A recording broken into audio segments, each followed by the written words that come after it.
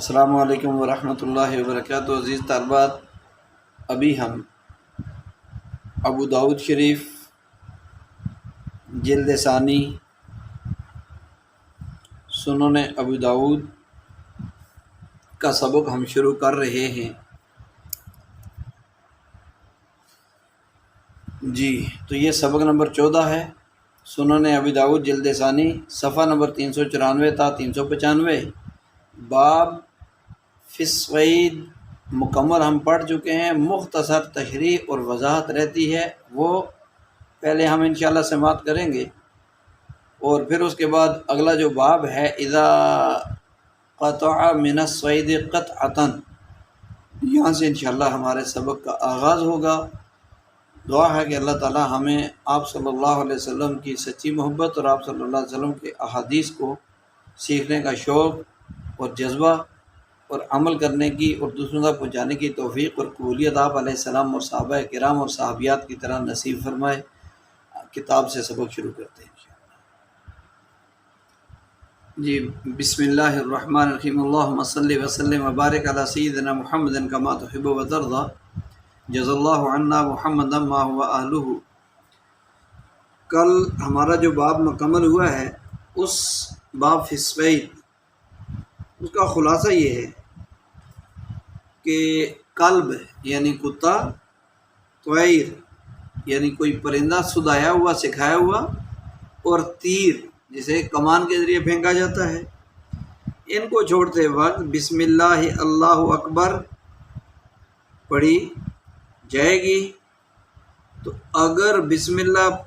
اللہ اکبر پڑھی تھی اور اسی سے جب بسم اللہ اللہ اکبر کہہ کر ان تین چیزوں میں سے قلب، طیر، تیر میں سے کسی کو چھوڑا اور اسی سے شکار زخمی ہو کر مرا تو اس کا کھانا جائز ہے۔ اگر زخم نہیں لگا، صرف چوٹ سے یا کسی بھاری وزنی چیز کے نیچے دب کر یا غرق ہو کر ڈوب کر مرا تو پھر کھانا جائز نہیں ہے۔ ایک شرط یہ ہے کہ اگر شکاری کے تیر کے ساتھ دوسرے کا تیر نہ لگا ہو تو پھر ورنہ کھانا جائز نہیں ہوگا۔ دوسرے کسی کا تیر بھی لگ گیا تو پھر کھانا جائز نہیں ہوگا۔ ہو سکتا ہے کہ دوسرے نے جو تیر پھینکا اس نے بسم اللہ پڑھ کے پھینکا بھی ہے یا نہیں، تو کھانا جائز نہیں ہوگا۔ ٹھیک ہے، آگے لفظ آیا تھا معراض، اس کا اشارہ کر کے بتایا تھا چوڑائی میں لگنا، یعنی یہ تیر ہے ایسے لگنا چاہیے، یہ ایسے چوڑائی میں جا کر ایسے لگا شکار کو۔ ٹھیک ہے، تو اگر تو لاٹھی ایسی نوکدار ہے، ایسی نوک والی لاٹھی کہ اس پر لوہا چڑھا ہوا ہے اور اسی لاٹھی کے زخم سے جا کر یوں لگی شکار لاٹھی تو مر گیا، تو اس سے شکار مرا تو اس زخم کی وجہ سے اس کا کھانا حلال ہے۔ اور اگر نوک کے بجائے چوڑائی میں لاٹھی یوں جا کر اس کو لگی ہے تو پھر اس میں چونکہ جراحت زخم نہیں آیا، اس کی وجہ سے کھانا جائز نہیں ہے۔ ٹھیک ہے، اور اسی کو فرمایا نا اذا اصاب بحدہ فکل واذا اصاب بغرضہ فلا تاکل فانہ وقیذ، موقوذہ جائز نہیں ہے۔ آگے ایک مسئلہ ہم نے پڑھا تھا کفار کے، مجوسیوں کے برتنوں کے بارے میں، فی آنیت المجوس، فی آنیت المجوس، یہ آخری عبارت ہم نے پڑھی تھی۔ تو اس آخری عبارت میں ہمیں یہ پتہ چلا کہ مجوسیوں کے برتن کے بارے میں ترمذی ثانی میں ہم نے پڑھا، اور یہاں بھی کہ حالت اضطراری میں، مجبوری میں، کہ اس کے بغیر چارہ کار نہیں ہے، چارہ کار نہیں ہے، تو کافروں کے برتن صاف کر کے دھو کر استعمال کیے جا سکتے ہیں کھانے پینے میں، لیکن اس سے مراد وہ برتن ہیں جن میں کافر مردار، خنزیر، شراب اور دیگر نجس چیزیں کھاتے پیتے ہوں۔ اگر کافر کسی برتن میں نجس ناپاک چیزیں نہ کھاتے پیتے ہوں تو ان برتنوں کو مجبوری کے بغیر بھی دھو کر بلا کراہیت استعمال کرنا جائز ہے، اگر طبیعت مانتی ہو۔ اضطررنا کی جو قید لگائی ہے یہ تو نجس چیزوں پر استعمال ہونے والے برتن کے بارے میں ہے۔ یہ فرق معلوم ہونا چاہیے ہمیں۔ کافروں کے برتن دو قسم کے ہوتے ہیں، ایک وہ برتن جن میں نجس اور ناپاک قسم کی چیزیں، حرام چیزیں ڈال کر وہ استعمال کرتے ہیں، تو ان برتنوں کے لیے یہ قید ہے کہ حالت اضطراری میں کرو استعمال، پھر بھی دھو کر۔ اور جن میں وہ پاک چیزیں جیسے ہم کھانا کھاتے ہیں، روٹی ہے، چاول ہے، سبزی ہے، دال ہے، یہ چیزیں، تو وہ پھر مجبوری کی بغیر بھی ان کو دھو کر بلا کراہیت استعمال کر سکتے ہیں، کافروں کے استعمال شدہ برتنوں کو۔ آگے ایک بات بندوق والی تھی کہ بندوق سے استعمال، اس میں کیا خلاصہ یہ کہ چیرنے، زخمی کر دینے اور گولی پار ہونے کی بنا پر بندوق کا شکار حلال ہے، چونکہ بندوق کی جو گولی ہے وہ یوں جانور کو چیرتی ہوئی پار ہو جائے گی، ٹھیک ہے، زخمی کر دے گی، گولی اس کے اندر سے نکل کر دوسری طرف چلی جائے گی، لازمی زخمی تو ہو جائے گا، اس کا شکار حلال ہے۔ لیکن شرط کیا ہے؟ گولی چلاتے وقت بسم اللہ اللہ اکبر پڑھ کر چلائی ہو۔ اب غلیل ہوتی ہے، غلیل ایک جو ہے وہ ربڑ لکڑ کے ساتھ باندھ کر اس سے زور سے ایسے جو ہے وہ ایسے کھینچ کر مارتے ہیں، پتھر لگتا ہے جا کر، یا کوئی لوہے کا گولی ہوتی ہے یا شیشے کی گولی بنٹا، تو اس کا شکار ذبح سے پہلے مر گیا تو حلال نہیں ہے، ٹھیک ہے جی۔ اگلا جو باب ہے ہمارا، اب ہم اس باب کی طرف آتے ہیں، باب اذا قطع۔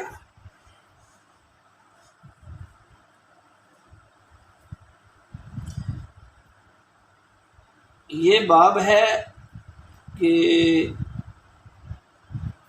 قطع منہ قطعۃ، اذا قطع من الصید قطعۃ، کہ جب شکار میں سے کوئی حصہ، کوئی ٹکڑا کاٹ لیا جائے تو اس شکار کے حکم کے بارے میں یہ باب ہے۔ یہ حدیث یہاں سے شروع ہو رہی ہے، اس کی سند، آگے ہم راوی سے اس سند کی ابتدا کریں گے یہاں سے کہ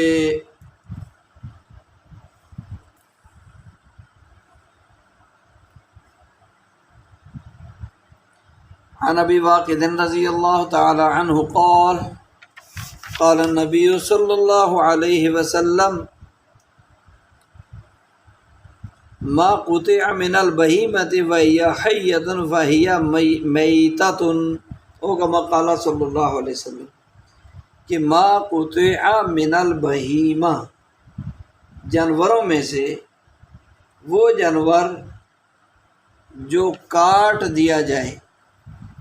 یعنی جو حصہ اس کا کاٹ دیا جائے، وہی واو حالیہ ہے، اور جانور کی حالت بتائی جا رہی ہے کہ جب کاٹا تو حالت کیا تھی، وہی حیہ، زندہ ہونے کی حالت میں۔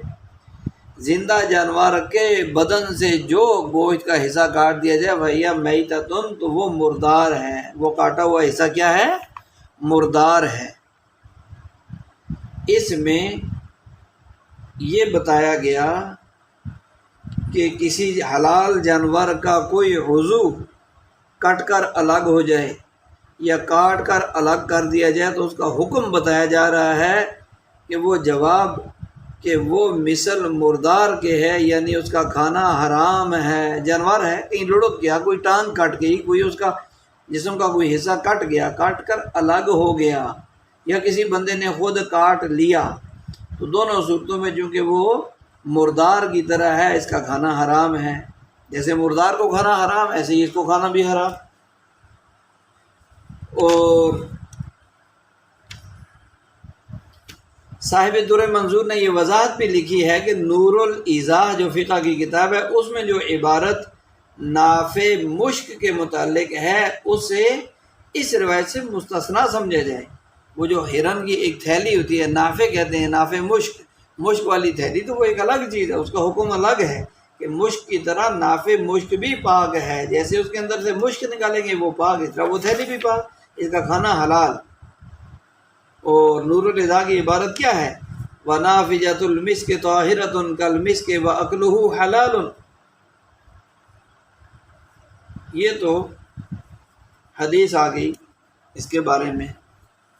اگلا باب ہے باب فی اتباع الصید، شکار کا پیچھا کرنا، اس کے بارے میں یہ باب ہے۔ عن ابن عباس رضی اللہ عنہ عن النبی صلی اللہ علیہ وسلم قال مرة سفیان ولا اعلمه الا عن النبی صلی اللہ علیہ وسلم قال من سکن البادیۃ جفا ومن اتبع الصید غفل ومن اتى السلطان افتتنا. افتتنا ہو سکتا ہے یہ مجہول، افتتنا او کما قال النبی صلی اللہ علیہ وسلم. حضرت ابن عباس رضی اللہ تعالیٰ عنہ سے مروی ہے، روایت کرتے ہیں، وقالا مرتن سفیان، اور سفیان نے کہا کہ میں نہیں جانتا، لا اعلمہ میں نہیں جانتا، الا عن النبی صلی اللہ علیہ وسلم. سفیان نے کہا کہ نہیں جانتا میں اسے مگر نبی علیہ السلام سے، یعنی یہ روایت میں نے نبی علیہ السلام سے ہی سنی ہے.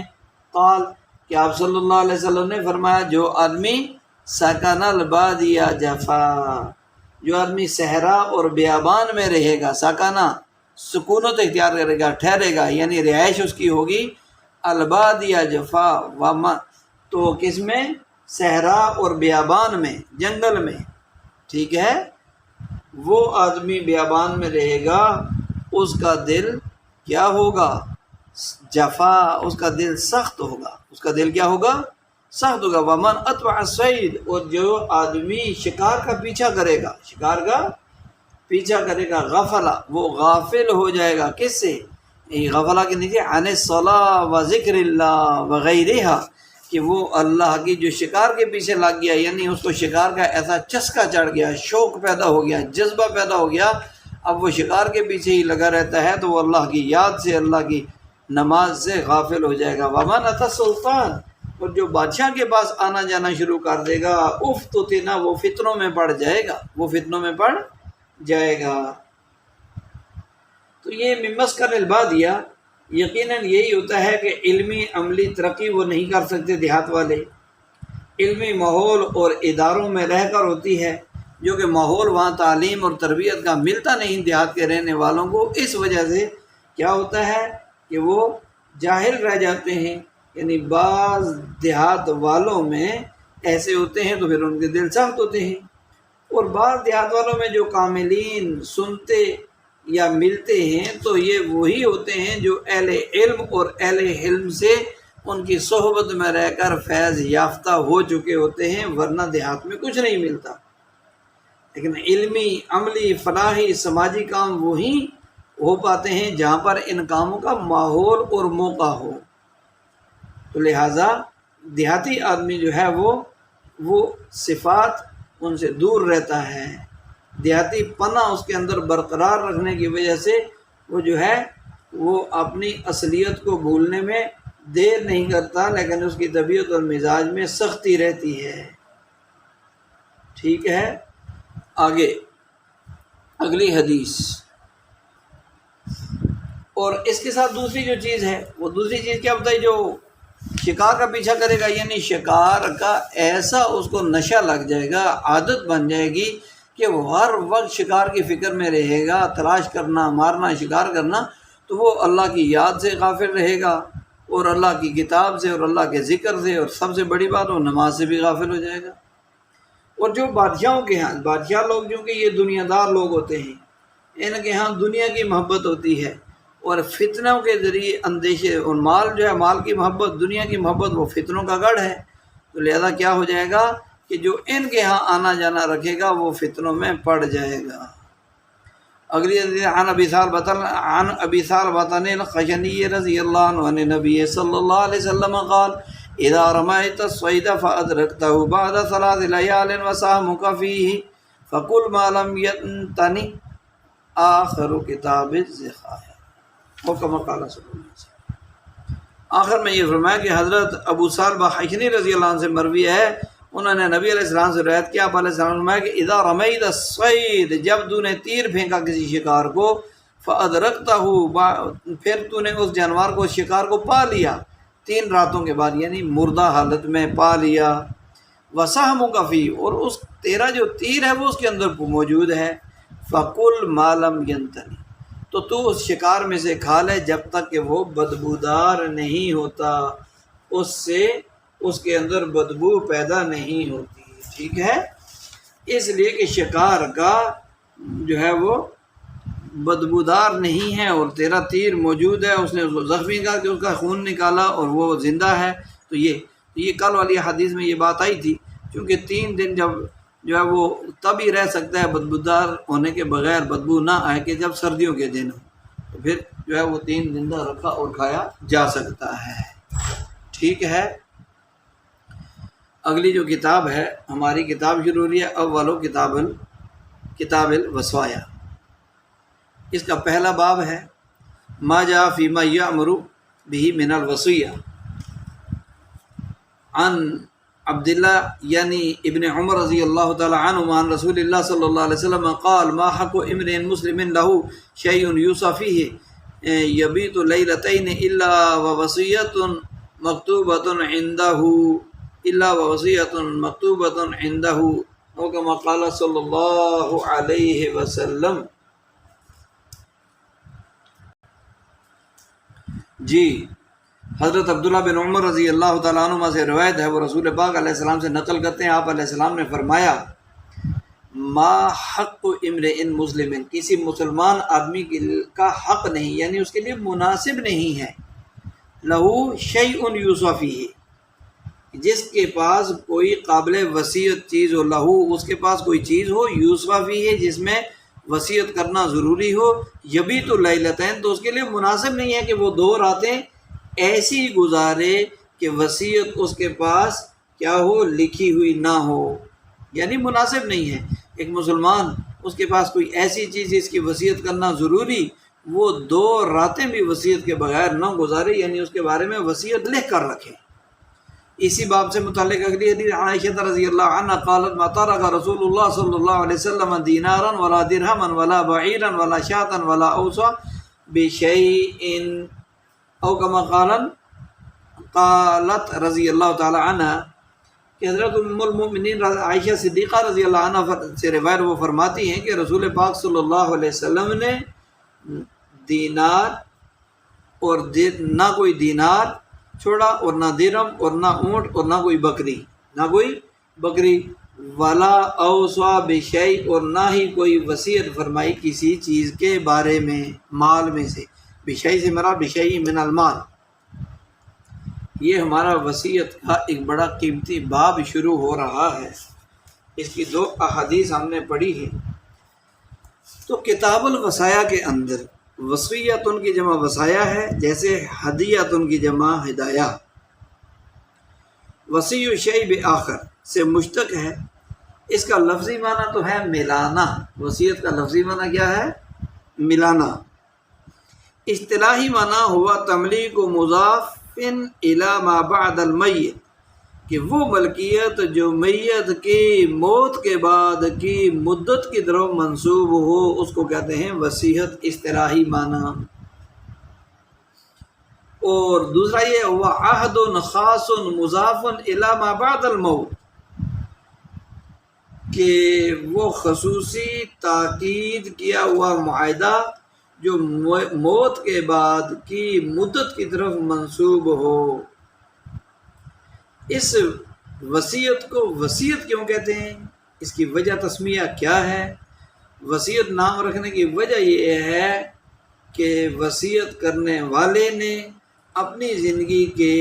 بعض معاملات اور بعض اپنی ملکیت کو موت کے بعد والے وقت سے ملا دیا ہے، اپنی زندگی کے اندر ہونے والے معاملات اور ملکیت میں چیزوں کو موت کے بعد والے وقت سے ملا دیا۔ ملانا اس کا لفظی معنی تھا۔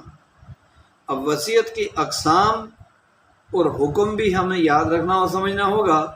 وصیت کی کئی صورتیں ہیں، اور جتنی صورتیں اتنا حکم بھی ان کا مختلف ہے۔ ایک صورت یہ کہ انسان پر اللہ تعالیٰ کے حقوق العباد، کیونکہ ہر بندے کے ذمہ 2 حقوق تو لازم ہوتے ہیں نا، حقوق اللہ اور حقوق الناس، حقوق العباد۔ اب کسی انسان پر حقوق اللہ یا حقوق العباد میں سے جو فرائض ضروری ہیں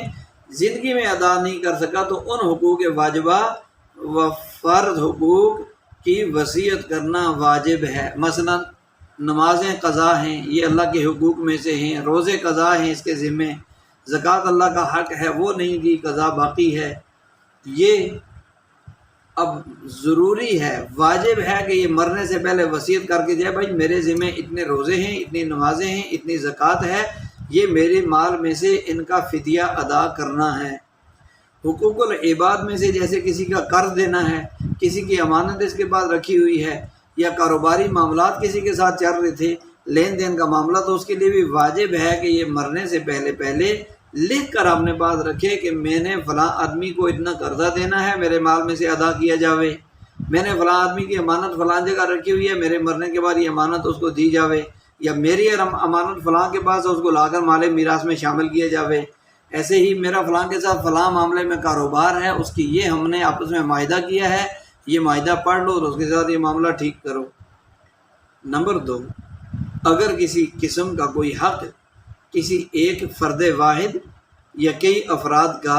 واجب نہیں تو غیر وارث رشتہ دار کے لیے، یعنی وارث نہیں، وارثوں کے علاوہ رشتہ دار بھی تو ہوتے ہیں جو وارث نہیں بنتے مال میں، ان کے لیے وصیت کرنا مستحب ہے۔ اگر کسی آدمی کا کوئی حق، کسی کا حق اس کے ذمے، زید کے ذمے، کسی ایک کا یا ایک سے زائد آدمی کا کوئی حق واجب نہیں ہے، ٹھیک ہے، تو یہ ایسے رشتہ دار جو اس کے وارث نہیں بنتے ان کے لیے وصیت کر دے، یہ مستحب ہے۔ وصیت کر دے، بھائی اس کو مکان بنا دینا، اس کو کپڑے لے دینا، اس کی بچی کی شادی کروا دینا میرے مال میں سے، یا صدقہ جاریہ کی وصیت کر دینا کہ اس کے جو ہے فلاں بچے کو پڑھانا، تعلیمی خرچہ میرا، تو یہ صدقہ جاریہ کے لیے وصیت کرنے کا بھی یہی حکم ہے، اور جیسے کہ غیر وارث رشتہ دار کے لیے ہے۔ تیسرا جو ہے وراثت کے حقدار جو لوگ ہیں، جو اس کے مرنے والے کے مر جانے کے بعد اس کی جو وراثت جائیداد ہے اس کے جو حقدار ہیں، ان کے لیے وصیت کرنا جائز نہیں ہے۔ مثلا اگر کسی آدمی نے باپ، بیٹا، بیوی کے لیے وصیت کی تو یہ وصیت نہ کرنے کی طرح کل عدم ہوگی، جائز ہی نہیں۔ ان کو تو وراثت کا جو حصہ ہے وہ ملے گا، وصیت نہیں، یا وصیت و وراثت میں سے اقل ملے گا، ان کو ملے گا وہ، ٹھیک ہے، وصیت اور وراثت میں سے جو ہے وہ کم از کم حصہ جو ان کا بنتا ہے وہ ملے گا۔ چوتھی صورت یہ ہے کہ وصیت کا جائز ہونا، اور وصیت کا اطلاق صرف نیک اور مباح جائز کاموں میں ہوتا ہے، کسی ناجائز چیز کی وصیت کرنا یہ درست نہیں ہے، اور اگر کر بھی دی تو وہ جائز بھی نہیں ہوگی اور اس کا لاگو بھی نہیں ہوگی۔ مثلا کوئی کہہ دیتا ہے بھائی میری بہو کو ٹی وی دلوا دینا، اور میری فلاں بیٹی کو جو ہے وہ، بیٹی تو خیر قریبی وارثوں میں سے ہے، کسی کو کہہ دیا جی ان کے گھر میں ٹی وی نہیں، وہ دے دینا، تو یہ گانے بجانے ڈھول لے کر دے دینا، ایسے ناجائز کاموں میں استعمال ہونے والی چیزوں کی وصیت کرنا یہ جائز نہیں ہے، کر بھی دی تو لاگو نہیں ہوگی۔ اور نمبر 5 یہ ہے کہ کسی ایک یا سب وارثوں کو محروم کرنے کی وصیت کرنا، کسی بیٹے سے، بہن سے، بچے سے کوئی غلطی ہو گئی تو اب اس کو محروم، دل میں یہ ارادہ کر لے اچھا تو یہ میں اپنی وراثت سے محروم کروں گا، وصیت کر دی مرتے ہوئے، تو یہ وصیت کرنا یہ اس نیت کے ساتھ کہ تاکہ یہ میری جائیداد سے محروم ہو جائے، یہ ظلم ہے، اس کی بھی شریعت میں کوئی حیثیت نہیں ہے۔ وہ تو جس وارث کو، بہن کو، بیٹی کو، بیٹے کو، بیوی کو، ماں باپ کو جو حصہ بھائیوں کو ملے گا وہ تو اللہ کا مقرر کردہ ہے، زمین، جائیداد، مال اس کو اللہ نے دیا ہے، حصہ اللہ نے مقرر کیا، یہ کون ہوتا ہے کہ اس کا حصہ جو ہے اس کو محروم کرے اس حصے سے؟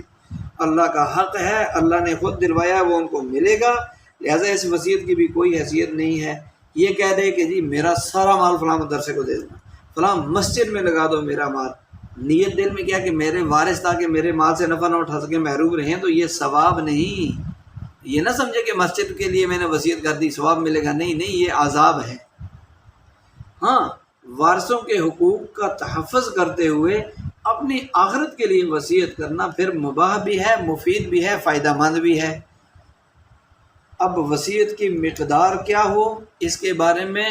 کچھ مزید باتیں انشاءاللہ ہم کل آنے والے سبق میں پڑھیں گے۔ دعا ہے کہ اللہ تعالی ہمیں ان احادیث کو سیکھنے، سمجھنے اور ان پر عمل کرنے اور ان احکامات کے مطابق خود زندگی گزارتے ہوئے دوسروں کو اس پر لانے کی توفیق اور قبولیت نصیب فرمائے۔ وآخر دعوانا الحمدللہ رب العالمین۔ السلام علیکم ورحمۃ اللہ وبرکاتہ۔